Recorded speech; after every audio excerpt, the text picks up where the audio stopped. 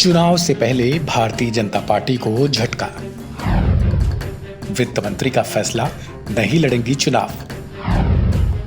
निर्मला सीतारमण का खुलासा, बड़ी वजह को जिम्मेदार बताया। केंद्रीय वित्त मंत्री निर्मला सीतारमण ने लोकसभा चुनाव लड़ने संबंधी भारतीय जनता पार्टी के प्रस्ताव को ठुकरा दिया है। उन्होंने इसके पीछे की बड़ी वजह का भी हवाला दिया।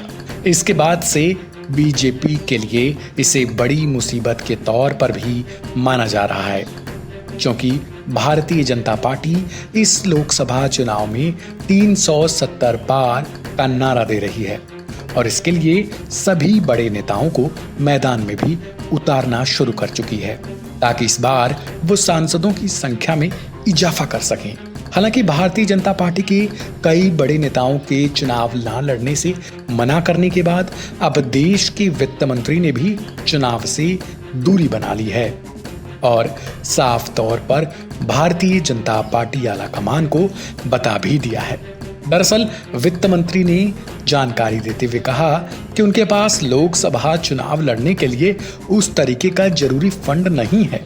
उन्होंने कहा कि भाजपा अध्यक्ष जेपी नड्डा ने उन्हें आंध्र प्रदेश या फिर तमिलनाडु से चुनाव लड़ने का विकल्प भी दिया था। आपको बता दें कि एक कार्यक्रम के दौरान वित्त मंत्री निर्मला सीतारमण ने जानकारी दी थी। एक हफ्ते या 10 दिन तक सोचने के बाद उन्होंने पार्टी को जवाब दे दिया। उन्होंने लिखा कि शायद मैं चुनाव न लड़ सकूं। मेरे पास चुनाव लड़ने के लिए उस तरीके का फंड नहीं है, चाहे वो आंध्र प्रदेश हो या फिर तमिलनाडु। जीतने लायक अलग अलग मानदंडों का भी प्रश्न होता है। क्या आप इस समुदाय से हैं, आप उस धर्म से हैं, क्या आप इससे हैं? सीतारमण ने बताया कि मैंने कहा नहीं, मुझे नहीं लगता कि मैं ऐसा करने में सक्षम हूं। अब सवाल है कि क्या देश के वित्त मंत्री के पास जरूरी फंड नहीं है या फिर उनके पास उतना पैसा नहीं है? तो इसके पीछे उन्होंने एक तर्क दिया है। उन्होंने बताया कि मैं बहुत आभारी हूं कि उन्होंने यानी भारतीय जनता पार्टी अध्यक्ष ने मेरी दलील स्वीकार कर ली है, इसलिए मैं चुनाव नहीं लड़ रही हूं। जब उनसे ये पूछा गया कि देश के वित्त मंत्री के पास चुनाव लड़ने के लिए पर्याप्त फंड क्यों नहीं है, तो उन्होंने एक तर्क दिया कि भारत की संचित निधि उनकी निजी निधि नहीं है, यानी उनका प्राइवेट पैसा नहीं है। उन्होंने कहा मेरा वेतन, मेरी कमाई और मेरी बचत मेरी है, भारत की संचित निधि नहीं है।